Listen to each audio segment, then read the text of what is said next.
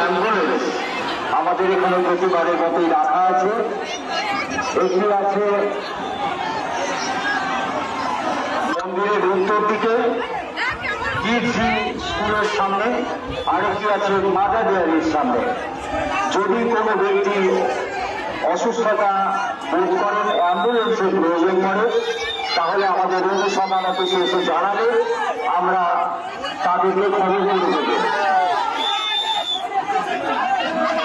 শকুন্তলা কৃষ্ণেশ্বর রক্ষা কালী মাতার 137তম বাৎসরিক মহাপূজা মহাসমারোহে অনুষ্ঠিত হচ্ছে।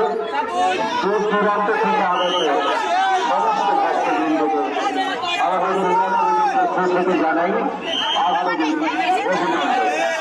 আর কিছুক্ষণের মধ্যে আমাদের মাতৃযোজনা আমাদের মন্দিরের উদ্দেশ্যে ফিরে ফিরে আসবে।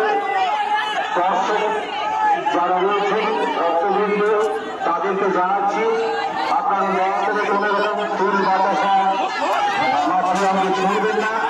এটা আমাদের মাতৃ অলঙ্কারের বা মাতৃ আমাদের ক্ষতি হতে পারে।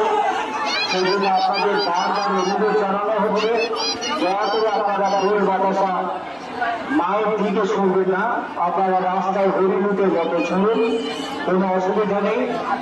আপনারা মাতৃ অঙ্গে ফুল বাতাসা এসব শুনবেন না। যারা দৌড় দিচ্ছেন তাদেরকে আমরা বারবার জানাচ্ছি আপনারা